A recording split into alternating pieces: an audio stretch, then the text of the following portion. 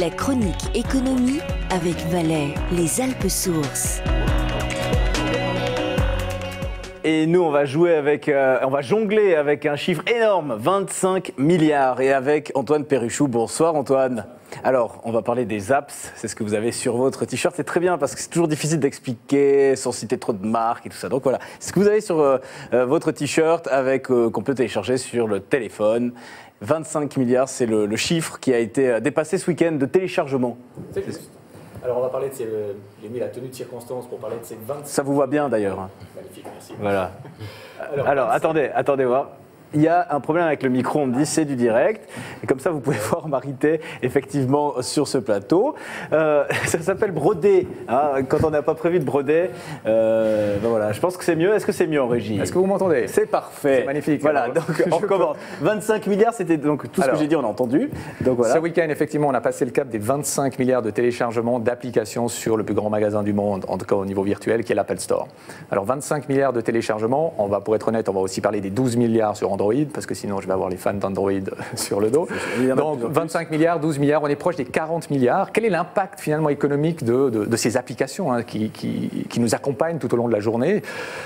Deux impacts économiques. Si on multiplie par en moyenne 2 francs par application, alors certaines sont gratuites, d'autres sont payantes, mais en moyenne on est à peu près à 2 francs. Donc 40 milliards fois 2 francs, ça a quand même généré un joli chiffre en 3 ans. Ce qui est phénoménal, c'est qu'il y a 3 ans, ça n'existait pas, à l'arrivée de l'iPhone fin 2007. Donc en 3 ans, 40 milliards fois 2 francs, un joli petit chiffre quand même.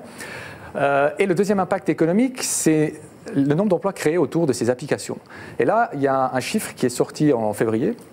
Aux États-Unis, on a essayé d'évaluer, d'estimer ce nombre d'emplois créés de façon directe ou indirecte, et on arrive à 450 000 emplois créés rien que sur ce secteur. Donc on parle des entreprises, par exemple, qui engagent des personnes pour faire une application sur son entreprise. Voilà. Alors les entreprises en direct, ce seraient des éditeurs d'applications, des développeurs d'applications. En indirect, c'est des entreprises qui ont besoin de ces applications pour gérer des services. Donc on parle d'une nouvelle économie, une espèce de app économie. Alors ensuite, difficile de le dire, je crois qu'il n'y a pas beaucoup de chiffres. Mais pourquoi on parle d'économie d'apps? C'est un marché, non? C'est pas plutôt ça? Alors on dit que c'est une forme de nouvelle économie parce que c'est en train de changer les règles du jeu, dans la manière dont on distribue, on crée de la valeur. Alors on prend tout simplement une application très populaire en Suisse, celle des CFF. Au début, c'est juste un horaire que vous avez sur votre téléphone mobile, vous consultez. Ensuite, c'est devenu une billetterie. Et cette billetterie a influencé les CFF dans leur manière de distribuer les billets et de contrôler les billets. Certains en ont fait les frais en début d'année. Troisièmement, ces applications peuvent changer notre comportement parce qu'elles vont devenir intelligentes. Alors ça, c'est ce qu'on annonce chez Google et chez Apple. Elles vont devenir intelligentes, donc elles vont analyser notre comportement. Et tous les lundis matin, je vais avoir un petit avertissement. Je vous ai acheté le billet, comme vous allez à Lausanne le lundi matin. Plus besoin de rien faire. J'ai plus qu'à valider. C'est des applications automatiques qui vont m'aider à être plus efficace. Alors, comment on explique cette croissance exponentielle? Alors, c'est vrai que quand on pense à Apple, quand on pense à Google et qu'on voit ces chiffres, en une année, ça fait x4, ce téléchargement d'applications. On a ce phénomène, si je vous dis longue traîne. Je sais pas, c'est certainement pas en rapport avec l'économie. Moi, je pense à la mariée, avec sa traîne derrière, mais je pense pas que c'est ça. C'est effectivement, en économie, en gestion des ventes, on fait moins dans la soie et la dentelle que les robes de mariée. Ouais. Donc nous, on est plutôt dans les graphiques, de carrés comme ça. Je crois que vous en avez fait un d'ailleurs. Ouais, peut-être un beau graphique, on va voir. Un beau graphique. Donc pour expliquer la longue traîne, c'est assez simple. Il faut avoir sur un axe horizontal le catalogue des ventes et sur l'axe vertical, est-ce que je vends beaucoup de ces produits. Donc la théorie traditionnelle dit, concentrez-vous sur les produits du catalogue où vous faites beaucoup de ventes. Et en fait, la longue traîne, c'est l'inverse. On va prendre, si vous prenez Apple Store, 600 000 applications dans le catalogue. Mais sur ces 600 000, il y en a très peu. Alors, c'est peut-être 10 000, 20 000 ou 100 000 qui sont populaires, qui marchent bien, mais on fait beaucoup d'argent sur des ventes très faible. Et ça contredit un petit peu ce qu'on a appris dans les cours d'économie à l'époque, notamment avec la loi de Pareto, qui disait concentrez-vous dans votre catalogue de produits sur les grosses ventes. Donc là, on a un effet longue traîne, on se concentre même si cette application qui est là au coin, elle n'intéresse que 2 personnes à travers la planète, et bien s'il y a des milliers d'applications qui intéressent que 2 personnes, on va quand même la mettre dans le catalogue. Ouais. Et ça coûte rien pour Apple? Alors ça coûte rien, c'est là que l'effet de longue traîne est intéressant sur ce type de magasin parce qu'effectivement les coûts de transaction sont très bas, les coûts de distribution, les coûts de stockage, les coûts de gestion, étant donné qu'on est dans le monde du virtuel, c'est c'est des coûts qui sont indépendants du volume vendu. Donc ça ne marcherait pas en boulangerie, par exemple, puisque c'est du réel. Alors, on pourrait prendre la boulangerie ou on pourrait prendre la Migros. Pour que ça marche en boulangerie ou à la Migros, il faudrait imaginer le commerce de détail de la Migros, où on pourrait dire j'accepte n'importe qui dans les rayons. J'ai des rayons extensibles à l'infini.